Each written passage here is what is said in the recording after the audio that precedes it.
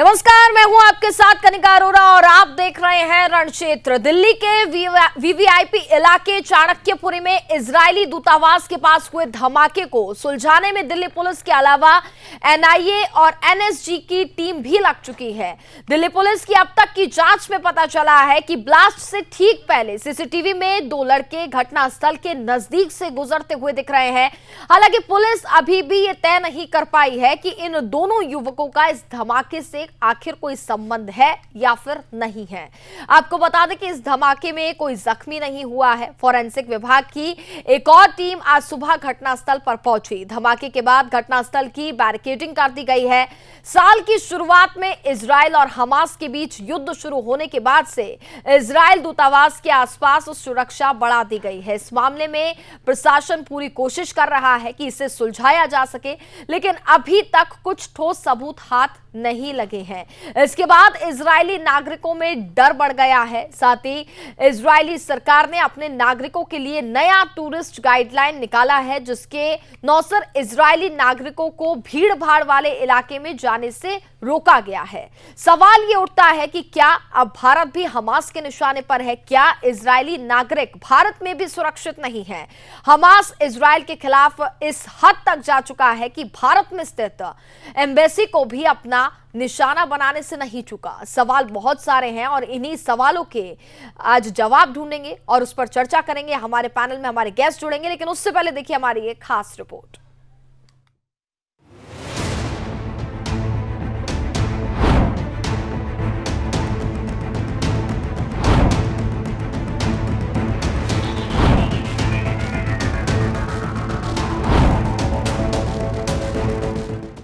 राजधानी दिल्ली के वीवीआईपी इलाके चाणक्यपुरी में इजरायली दूतावास के पास हुए धमाके को सुलझाने में दिल्ली पुलिस के अलावा एनआईए और एनएसजी की टीम लग चुकी है।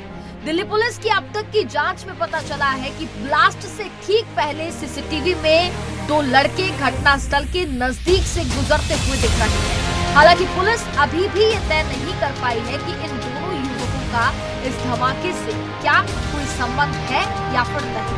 साजिश का पता लगाने के लिए सुरक्षा एजेंसियों ने अब्दुल कलाम रोड और पृथ्वीराज रोड से सीसीटीवी रिकॉर्डिंग्स ली है।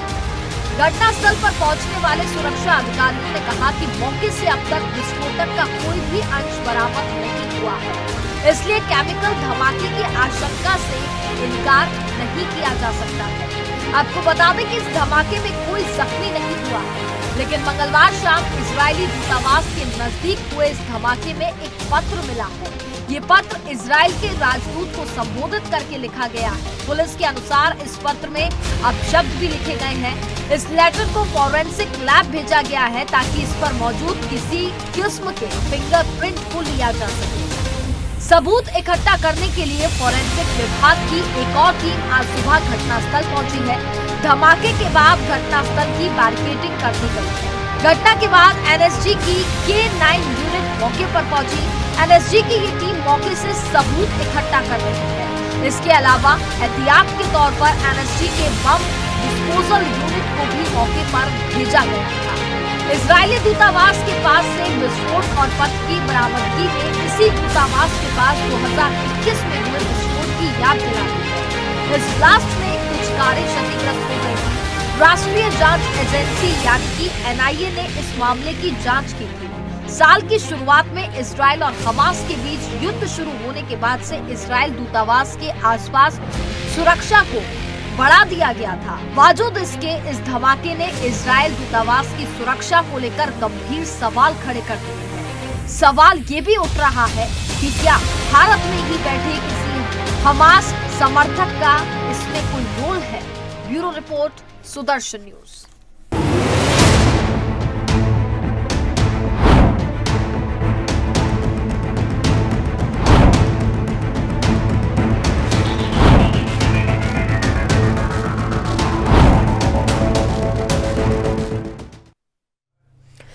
तो इसी पूरे मामले पर हम चर्चा करेंगे। हमारे साथ हमारे कई गेस्ट भी इस वक्त जुड़ चुके हैं। रक्षा विशेषज्ञ मेजर जनरल ध्रुव कटोच जी हमारे साथ इस वक्त जुड़ चुके हैं। साथ ही पूर्व राजनायक बीएस निगम जी इस वक्त हमारे साथ जुड़ चुके हैं। अब से थोड़ी देर में हमारे साथ पूर्व डीजीपी जुड़ेंगे मैथिली शरण गुप्ता जी। लेकिन अभी सबसे पहले मैं आपके पास आना चाहूंगी बीएस निगम जी, और आपसे ये जानना चाहूंगी, देखिए कई महीने हो गए इजराइल और हमास के बीच युद्ध लगातार जारी है। ऐसे में ये जो धमाका हुआ है इजरायली एम्बेसी के बाहर, ये जो धमाका हुआ है, इसको आप किस तरीके से देखते हैं और कितनी बड़ी चिंता का ये विषय बना हुआ है?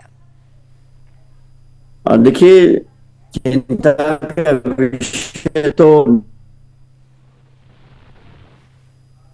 इस प्रकार से एक मैसेज देने के लिए, और मैसेज ये है कि भारत को चाहिए कि वो अब अपनी भूमिका में आए जी। हमास चाहता है कि इजराइल से एक समझौता किया जाए, ये जो हमले हो रहे हैं ये बंद हो, गाजा में नागरिकों की हत्या रुके। तो इस प्रकार से एक दबाव बनाने के लिए भारत के ऊपर कि आप अपनी भूमिका में आइए, तो ये भारत में किया गया है। ये चाहते तो किसी और देश में भी कर सकते थे। आप याद होगा कुछ लगभग 8 या 10 साल पहले भी बिल्कुल लगभग इसी जगह पर एक और वाकया हुआ था, चाणक्यपुरी एरिया में ही, बिल्कुल 2021 में। हाँ, जब हमास के लोगों ने चलती हुई गाड़ी के ऊपर एक डिवाइस चिपकाई थी, और वो इत्तेफाकन ये हुआ कि वो डिवाइस काम नहीं करी और उसका पहले से पता पड़ गया, है ना। तो ये वो उस समय दूसरा दौर था, लेकिन अब चूंकि भारत एक अलग स्थिति में है, और मुझे लगता है कि भारत कि काइंडली आप हेल्प करें।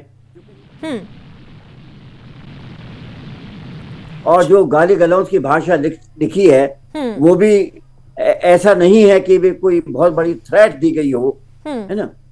तो मुझे लगता है एक सिंपली मैसेज दिया गया है कि अब समय आ गया है कि दुनिया को सोचना चाहिए और इस युद्ध को बंद करवाने की कोशिश करनी चाहिए।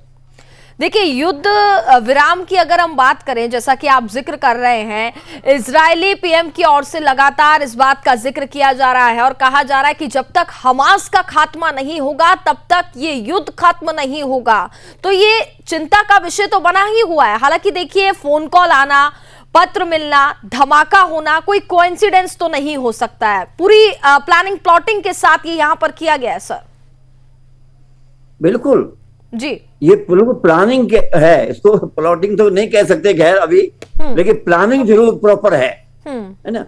और ये प्लान यही है कि देखिए समय गुजर रहा है, हम लोग मर रहे हैं, यदि आपने कुछ नहीं किया तो इससे बड़ा और चीज हो सकती है ना।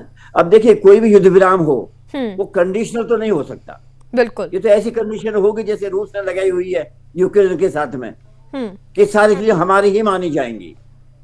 जब युद्ध विराम होता है तो निश्चित रूप से कुछ थोड़ा सा एक कदम हम बढ़ते हैं तो दूसरा पीछे भी हटता है ना। युद्ध विराम अंतरराष्ट्रीय स्तर पर इसी प्रकार से होता है जी। ये नहीं हो सकता कि आप सारी कंडीशन पे कि जब तक हमास का ठिकाने सब नष्ट नहीं हो जाएंगे हम युद्ध विराम नहीं करेंगे। क्या मतलब है? आप चलो युद्ध, आप सारा उस पर शासन कर भी लें, मान लीजिएगा, इसको खत्म भी कर दें, तो आखिर आप शासन किस पे करना चाहते हो? आपकी नीयत क्या है? अब बहुत हो गया, जो आप गोल एक हफ्ते में प्राप्त करना चाह रहे थे, जो बातें कर रहे थे वो तो नहीं हुई। तो देर और दुरुस्त आकर के आपको अल्टीमेटली आना पड़ेगा, आपको वार्तालाप के ऊपर ही बातचीत करनी पड़ेगी। कितनी भी देर में करें उतना ही नुकसान दोनों देशों को होगा, जैसे हम देख रहे हैं कि यूक्रेन और रशिया में हो रहा है। वैसे यहाँ पे जितना डिले करेंगे उतना ही नुकसान होगा। और मुझे लगे हमारे प्रधानमंत्री को कोई ना कोई पहल अब कर देनी चाहिए। बिल्कुल लगता है कि हमारे जी ध्रुव जी, मैं आपके पास आना चाहूंगी और आपसे जानना चाहूंगी, देखिए जब से इजराइल हमास के बीच जो ये युद्ध चल रहा है, कई महीने का समय बीत चुका है, युद्ध दिन पर दिन भीषण होता हुआ दिखाई दे रहा है, कई लोगों की ना जाने इस दौरान जान चली गई है, जिसके चलते इजरायली एम्बेसी में भी अगर हम बात करें तो सुरक्षा को कड़ा कर दिया गया था, सुरक्षा व्यवस्थाएं पूरी तरीके से चाक चौबंद की गई थी। तो क्या इसे सुरक्षा में चूक भी माना जा सकता है ध्रुव जी? हाँ, देखिए, जहां तक ये चूक की बात है, मैं नहीं समझता हूँ कि दिल्ली पुलिस के साथ के ये कोई चूक हुई है। बेशक चाणक्यपुरी एक बड़ा सेफ एरिया है, लेकिन ये उस प्रकार का एक्सप्लोजिव डिवाइस जैसे आईईडी वगैरह वो नहीं लगाई गई। और जिस प्रकार का जो छोटा सा एक्सप्लोजन हुआ है, जो केमिकल एक्सप्लोजन बताया जा रहा है, और जो नोट एक इजरायली झंडे के अंदर उधर फेंका गया, तो इस काम को करने के लिए मुझे नहीं लगता ज्यादा समय लगता है। तो कोई भी आके उसने वो काम करके वो चला गया है। लेकिन अगर उसका सीसीटीवी फुटेज मिल जाएगा तो मुझे पूरा भरोसा है कि दिल्ली पुलिस और हमारी एनआईए जो है, जिन्होंने ये काम किया है, उसको वो पकड़ लेंगे। लेकिन एक बड़ी बात और आती है, देखिए जी, ये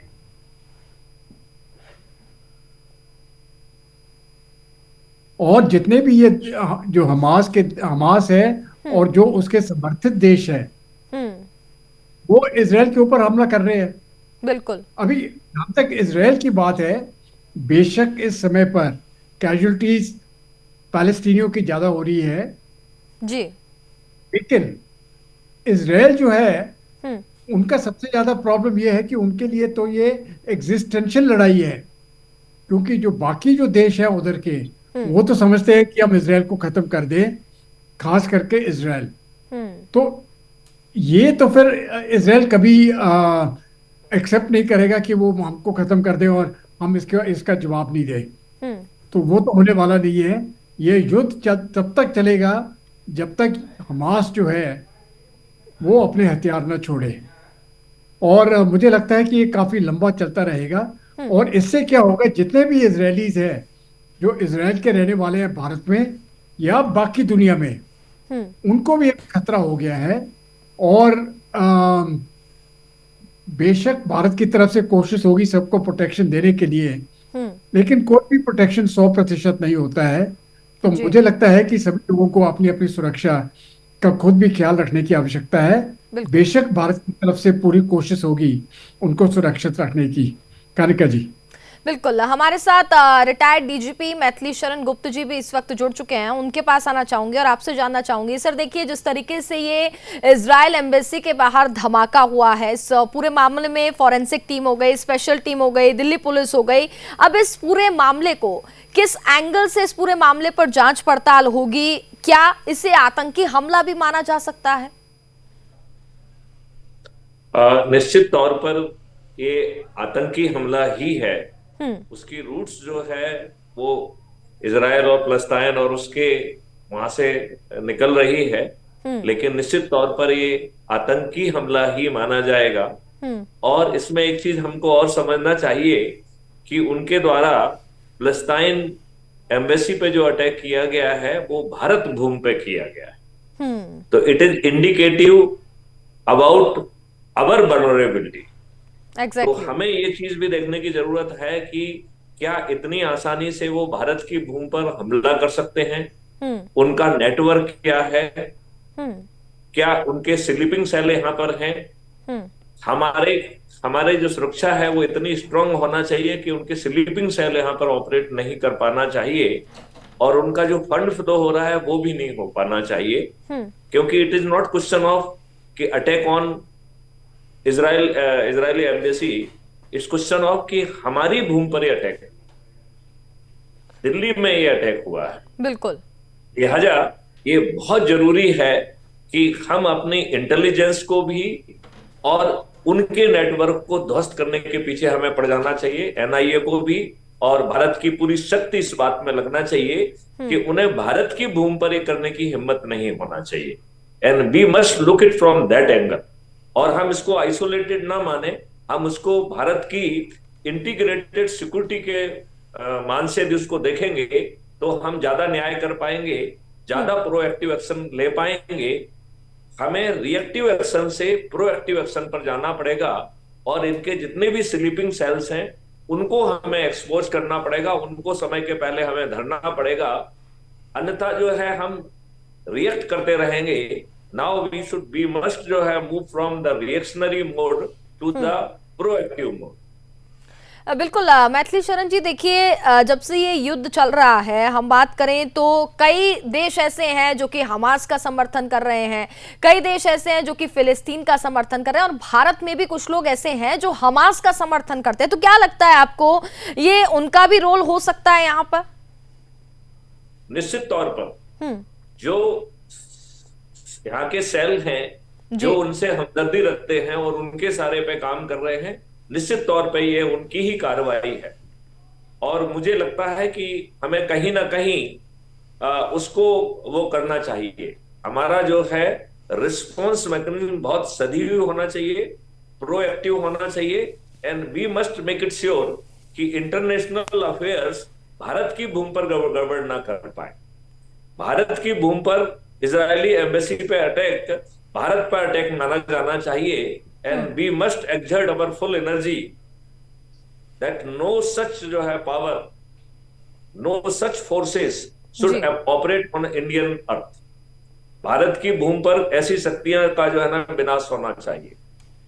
बिल्कुल। अब मैं आपके पास आना चाहूंगी निगम जी, जैसा कि भारत ने इजराइल का खुलकर साथ दिया है, समर्थन किया है, और अब इस धमाके को लेकर के इजराइल से और ही ज्यादा देखा जाए तो कहीं ना कहीं चिंता जो है वो बढ़ गई है साफ तौर पर। तो क्या इससे दोनों देशों के संबंधों पर भी असर पड़ सकता है? नहीं, देखिए, इन बातों का संबंध विदेश नीति में या इन दोनों देशों के अंतर्राष्ट्रीय संबंधों में तो फर्क बहुत ज्यादा नहीं पड़ने वाला। हाँ, थोड़ा बहुत बातचीत होगी, टेलीफोन वगैरह हो सकता है मान लीजिएगा, लेकिन इन छोटी छोटी बातों से नहीं फर्क पड़ता है। और ये इतनी बड़ी घटना नहीं है जिसको हम लोग, मैं माफी चाहता हूँ मैथिली गुप्ती से, कि हम इसको एक आतंकवादी घटना मान लें या उनके स्लीपर सेल यहाँ पे हैं। इस वक्त दिल्ली की जो सुरक्षा है वो चाक चौबंद है, क्योंकि अभी 26 जनवरी आने वाली है, विशेष तौर से और तैयारियां की गई हैं। लेकिन ये मैसेज इसलिए भी देना पड़ रहा है, जो हमास है वो चाहता है कि अंतर्राष्ट्रीय बिरादर जो है उसका एक अटेंशन उनको लिया जाए, क्योंकि सबको पता है कि एक विदेशी मेहमान हमारे यहाँ आएंगे फ्रांस के, है ना, तो उनकी भी एक बड़ी भूमिका है इंटरनेशनल लेवल पर।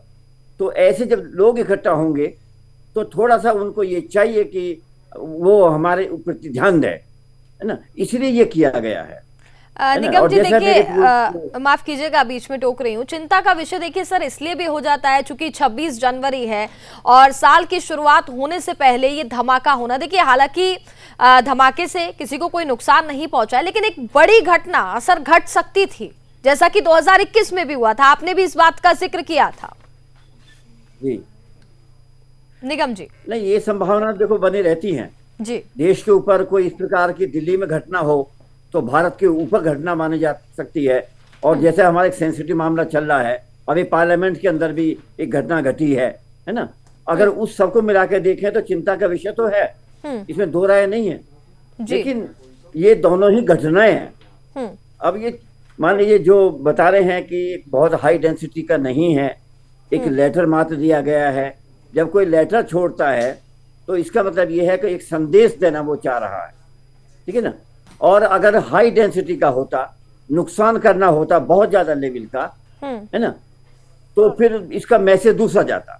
तब तो ये मैं इसको क्लियरली मैथिली जी के साथ में मैं तैयार होता कि हाँ ये बहुत बड़ा एक आतंकी हमला है। लेकिन अपनी बात को कहने का, देखिए होता वो जो स्लीपर सेल की बात करते हैं, भारत में भी अफगानिस्तान दुनिया भर के लोग पढ़ते हैं, और फलस्तीन के लिए हम एक विशेष पैकेज भी हमारी गवर्नमेंट देती है वहां के विद्यार्थियों के लिए। तो अल्टीमेटली जो शासक वर्ग बनता है वो भी यहीं से बनता है, तो जाहिर है कि विरोध करने वाले लोग भी यही। गुप्ता जी, आप निगम जी की बातों से सहमत हैं, कुछ कहना चाहेंगे? फलस्तीन के लोग पढ़ते हैं, उन्हीं में से लोग हैं जिन्होंने काम किया। मैं उनकी बात से पूरा समर्थन उसका करता हूं जी। और हमें इस बात को भी ध्यान रखना है कि इन घटनाओं से जो हमारी ओवरऑल नेशनल पॉलिसी है उस पर कोई फर्क नहीं पड़ना चाहिए। मतलब इस तरीके की घटनाएं हमें अपने राष्ट्रीय हितों के तहत जो भी इंटरनेशनल नीतियां हैं उनको हम अपने नेशनल हितों को ध्यान में रखते हुए हमें परस्यू करना चाहिए। उससे कोई फर्क नहीं पड़ना चाहिए और हमें ये रेजिलियंस डेवलप करना चाहिए, ये कैपेबिलिटी डेवलप करना चाहिए कि प्रोएक्टिवली हम ऐसे ग्रुप्स को वो कर पाए और ऐसे ग्रुप्स हमेशा under direction from the foreign earth जो है ना, विदेशी भूमि से जो ना कंट्रोल रहते हैं और उसके लिए उनको बहुत सारा धन का फ्लो होता है। तो हमें धन के फ्लो पर और इंफॉर्मेशन के फ्लो पर और ये जो ऑपरेटिंग पीपल हैं जिनको हम स्लीपर सेल कह रहे हैं उन पे हमारी नजर होना चाहिए, क्योंकि इस तरीके के स्लीपर सेल जो है वो तमाम जो है ना उनको जो ना नुकसान पहुंचा सकते हैं और उनके ऊपर हमारी पैनी नजर होना चाहिए। बिल्कुल। और वहीं आपके पास भी आना चाहूंगी ध्रुव जी और जानना चाहूंगी, क्या अब भारत को और ज्यादा सतर्क रहने की जरूरत है? और देखिए करिका जी, जहां तक भारत की बात है, मुझे लगता है कि पूरे देश में सुरक्षा के ऊपर बहुत ध्यान दिया जा रहा है जी। आप देखेंगे कि कोई भी टेररिस्ट इंसिडेंट भारत में इस साल नहीं हुआ है। सिर्फ कश्मीर की बात नहीं है, ये पूरे देश में, जैसे पहले कितने बॉम्ब ब्लास्ट वगैरह होते थे जी। अभी नहीं हो रहे हैं। इसका मतलब पुलिस जो है और जो हमारी इंटेलिजेंस एजेंसीज हैं वो अपना काम पूरी कर रही हैं जी। जहां तक ये पर्टिकुलर इंस्टेंस है, क्योंकि ये उस प्रकार की प्लानिंग नहीं थी कि वो नुकसान कहीं पर कराना चाहते थे या किसी इजरायली के ऊपर हमला नहीं करना चाहते थे। उसके ऊपर प्लानिंग जो होती है वो दूसरे तरीके की होती है। अगर कहीं भी एक वेकेंट जगह पर अगर किसी ने झंडा फेंक देना है और वहां पर एक मैसेज फेंकनी है, उसको पकड़ना या उसको वो इतना आसान काम नहीं होता है, या उसका पहले से ही पता लगाना। जहां तक स्लीपर सेल की बात होती है, पुलिस स्लीपर सेल के ऊपर निगरानी नहीं रख सकती, इसलिए उसको स्लीपर सेल कह रहे हैं। ये तो तभी जागेगा जब उसको आदेश दिया जाएगा, नहीं तो वो चुपचाप बैठा है। ये स्लीपर सेल जो आपका कोई दुकानदार होगा या कोई कर्मचारी होगा सिविल में या सरकार में, वो इसी प्रकार के लोग होते हैं जो बिल्कुल नॉर्मल मामूली लोग हैं जो स्लीपर सेल के हिस्से हैं, और उनका पता लगाना नामुमकिन है। वो पता तभी लग सकता है जब वो स्लीपर सेल खत्म हो जाता है और वो एक्टिव बन जाता है। तो इस प्रकार से अगर कहना कि हम स्लीपर सेल के ऊपर निगरानी रखेंगे, वो मुझे लगता है मुश्किल है। लेकिन एक ओवरऑल निगरानी मुझे लगता है, जो भी इलाके हैं जहाँ पर इजरायली लोग रहते हैं, मुझे लगता है वहाँ पर खास करके सीसीटीवी के तौर पर एक तरफ से जो सुरक्षा है वो करना पड़ेगी, नहीं तो ये प्रॉब्लम आ जाएगा। अभी तो दिल्ली में हुआ है, अगर मुंबई में कोई ब्लास्ट हो गया और कुछ इजरायली मारे गए, तब फिर देश के ऊपर बहुत बड़ा असर पड़ सकता है। तो इसको हम अफोर्ड नहीं कर सकते हैं और इसके ऊपर पूरा ध्यान हमको रखना पड़ेगा। कनिका जी, निगम जी, जैसा कि आपने कहा कि यहाँ पर वो अपनी बात रखना चाह रहे थे और इसी के चलते ये पत्र भी लिखा गया, क्या आपको लगता है कि ये तरीका सही था जिस तरीके से यहाँ पर धमाका करके, पत्र लिख करके, फोन कॉल से धमकाने की कोशिश की जाती है? देखिए, ये तरीके तो सही नहीं होते।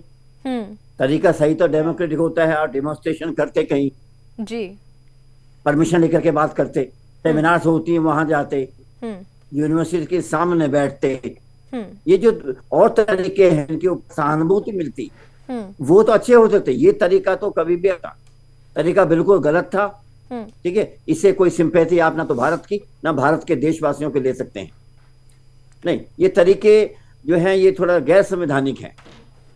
हाँ, और ये चूंकि ये कहीं ना कहीं, जैसे उन्होंने कहा गुप्त जी ने जी, ये कहीं ना कहीं से इंफॉर्मेशन होती है, कहीं से फंडिंग होती है, तो ये उसके प्रभाव में ऐसा करते हैं। और अनेक बार ऐसा होता है कि अपनी एग्जिस्टेंस को बताने के लिए भी करते हैं। मुझे ऐसा लगता है क्योंकि काफी दिन से जो यहाँ भारत के लोग ऐसे हैं जो सिंपैथाइजर्स हैं हमास से या फलस्तीन से या मुस्लिम देशों के नाम पर जिनकी दुकानदारी चलती है, वो कुछ दिन से चुप बैठे थे।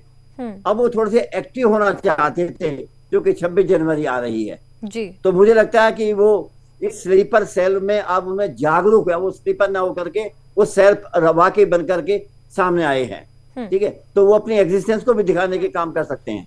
पर हाँ, सावधान रहने की जरूरत है। क्योंकि जैसे जैसे ये और नजदीक आएगा हमारे त्योहार, जैसे हमारा 26 जनवरी आ रहा है, ये कहीं और ज्यादा इंटेंसिव ना हो जाए।